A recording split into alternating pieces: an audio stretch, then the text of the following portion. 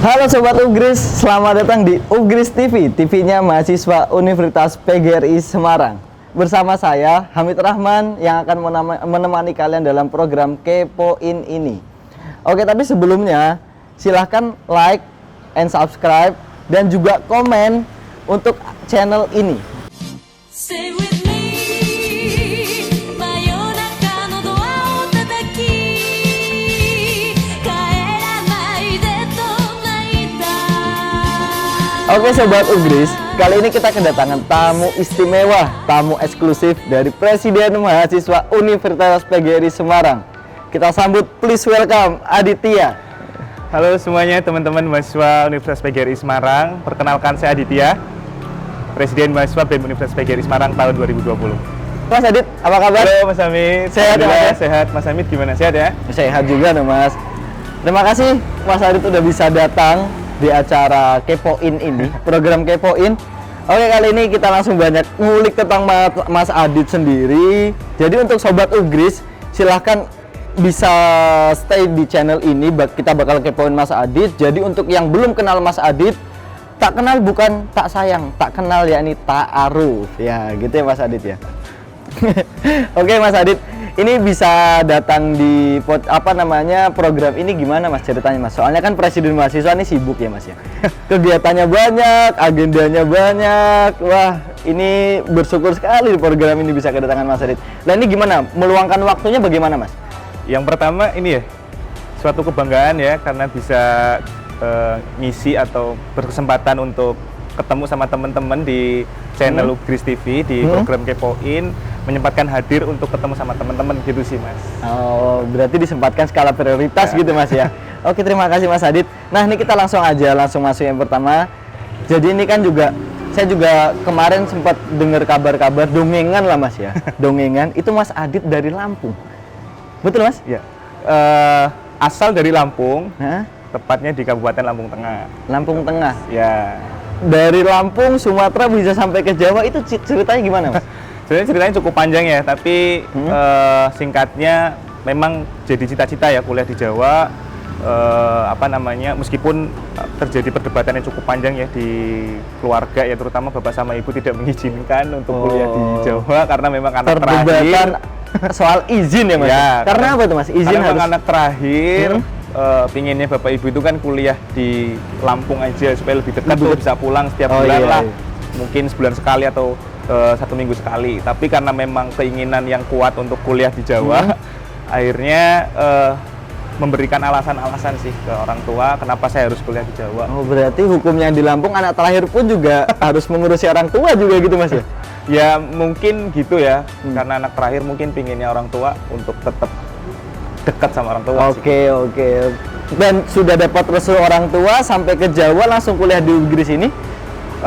Ya karena memang salah satu alasan ya, maksudnya kenapa kok bisa kuliah di Jawa, ya memang ya itu cita-cita yang pertama. Kemudian yang kedua, kenapa di Ugris, karena memang dulu cita-citanya pengen jadi guru. Jadi guru langsung Ugris ya? Ya, dan Ugris ini kan memang backgroundnya juga di keguruan ya, di pendidikan. Jadi kebetulan di pas searching di internet itu banyak program studinya. Searching internet itu di Lampung udah ada sinyal berarti? Udah ada dong. Ada 21 program studi waktu itu. Terus minta pendapat sama orang tua. Kira-kira program studi mana tuh yang cocok. Nah, waktu itu orang tua menyarankan untuk ambil di program studi pendidikan guru sekolah dasar yang sekarang menjadi program studiku. Itu program studi pendidikan guru sekolah dasar. Berarti di sini jurusannya PGSD berarti Mas ya? PGSD. Oke, sampai situ Mas, PGSD. Dan ini sekarang menjadi Presiden Mahasiswa nih Mas. Suatu kebanggaan, prestasi atau gimana nih Mas?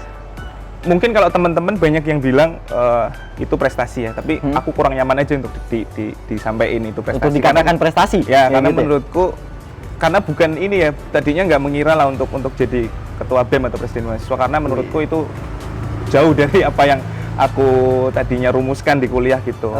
Sebenarnya bukan pencapaian ya, tapi lebih kepada bukan prestasi ya, tapi lebih pada pencapaian gitu ya, karena nggak semuanya kan berkesempatan bisa gitu jadi presiden mahasiswa ya. Tapi kalau teman-teman banyak yang bilang itu prestasi, sebenarnya enggak. Kalau saya kurang nyaman dibilang prestasi, lebih tepatnya saya lebih nyaman dibilang itu pencapaian, karena memang salah satu pencapaian tertinggi saya ya, salah satunya ya sekarang ini, di posisi sekarang ini gitu Mas Amin. Oke, perjalanan dari Lampung sampai sini jadi presiden mahasiswa.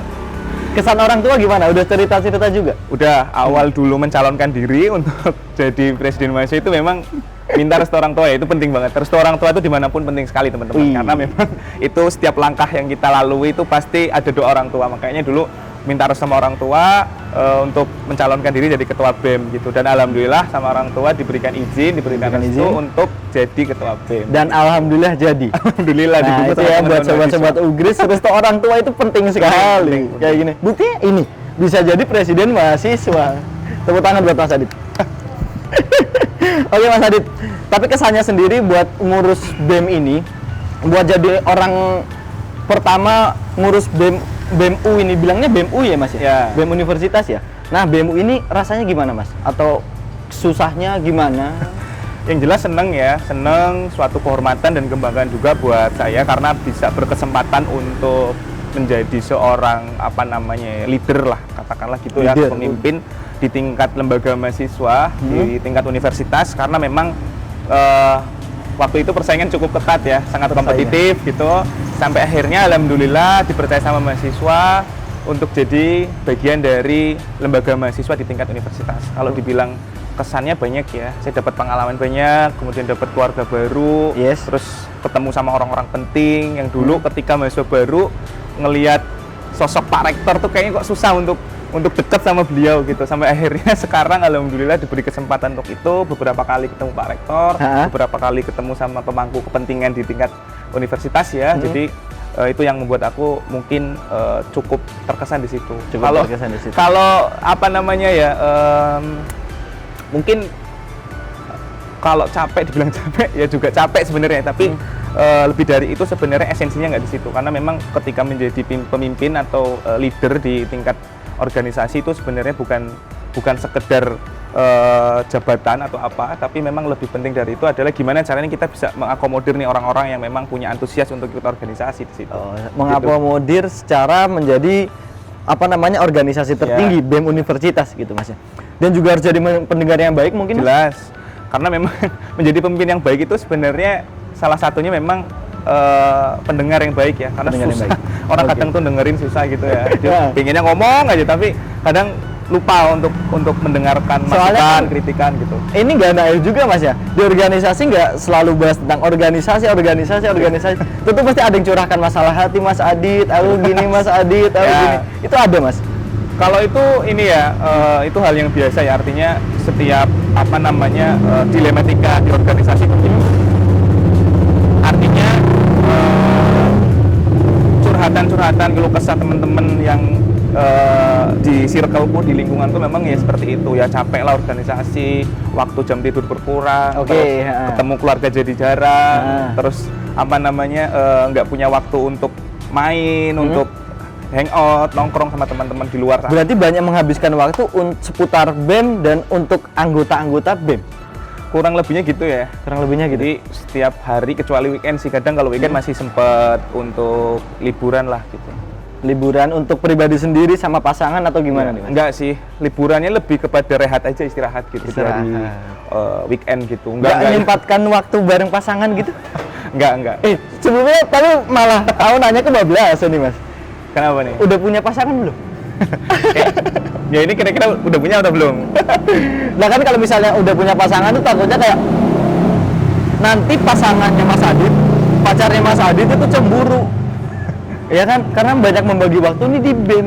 Enggak sih, kalau sejauh ini memang ya nggak tahu ya, ini teman-teman yang lain mungkin tahu lah kondisinya saya pribadi gimana ya, teman-teman yang sering ketemu saya.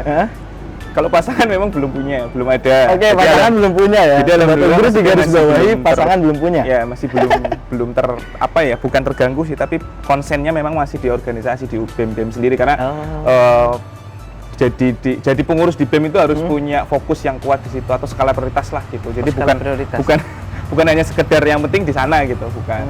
Jadi Mas Adit lebih memilih fokus ke BEM, nggak ingin masalah hati pacaran dulu gitu nggak ya? Iya, karena memang di tingkat BEM Universitas itu nggak bisa yang namanya harus terpisah-pisah gitu fokusnya. Yang pertama tapi tetap harus fokus akademik ya, harus menyelesaikan tanggung jawab akademiknya teman-teman ya, kuliahnya, tugas kuliahnya, skripsinya, terutama yang mahasiswa tingkat akhir nih juga jangan kemudian organisasi dijadikan alasan untuk tidak kemudian fokus di ini ya, di kuliah ya, di akademik. Tetap harus yang pertama akademik, organisasi ini hanya sebagai pengembang keterampilan teman-teman gitu. Oke, ini Mas Adit ngomongnya nih secara pencitraan atau gimana Mas ya? Soalnya kan anak-anak organisasi yang dipandangnya itu kan selalu memprioritaskan organisasi daripada akademik itu ya Mas ya. Nah ini Mas Adit sendiri beneran memang harus memprioritaskan akademik atau gimana? Soalnya saya dengar sendiri ya itu Mas Adit udah sidang. Oh ya. Jadi Bener kalau, ya? ya alhamdulillah 4 November kemarin ya 2020 berhasil untuk menyelesaikan studi skripsi, melaporkan, diuji juga di sidang. Ya inilah yang maksud aku untuk teman-teman juga bisa apa ya membuat balance lah antara akademik sama di organisasi. Jangan sampai kemudian ikut organisasi tapi akademik dilupakan. Jadi harus seimbang. Jangan sampai berat sebelah lah. Akademik tetap jalan, organisasi juga tetap jalan gitu. Dan itu pembuktiannya Mas Adit ketika jadi presiden mahasiswa sudah sidang. Ya alhamdulillah. Tepuk tangan sekali. Nah ini terakhir pertanyaan Mas Adit. Untuk jadi presiden mahasiswa ini kan berubah apa kalau dilihat dari sobat-sobat Ugris ataupun dari kalangan mayoritas itu kan suatu idola Mas ya, sosok yang diidolakan. Lah ini ada nggak yang misalnya mahasiswa itu modus buat ngecat Mas Adit ataupun gimana? Kalau sejauh ini jujur ya nggak ada. Artinya ya kita profesional lah. Maksudnya kita tetap mengawal organisasi ini tanpa harus mencampur adukan dengan beberapa alasan yang lain lah, baik itu asmara kemudian kepentingan lain gitu loh. Jadi maksudku ya tetap harus kita bisa profesional dalam hal ini gitu. Jangan sampai kita terganggu, terpengaruh dengan hal yang lain sehingga fokus kita untuk mengemban amanah di organisasi ini jadi terpecah gitu. Oke, berarti kayak saya ingat kata-kata Ustadz Bonang ya, ini kalau mau berbuat benar itu harus dilakukan dengan cara yang baik. Kalau mau berbuat baik juga harus dilakukan dengan cara yang benar. Iya. Ini mungkin diterapkan Mas Adit ya. Oke, kita tos dulu Mas Adit. Oke, itu saja dulu kawan-kawan ataupun sobat Ugris. Kali ini kita percakapan dengan Mas Adit, Presiden Mahasiswa Universitas PGRI Semarang. Semoga lain kesempatan kita bisa bertemu. And see you. Bye-bye.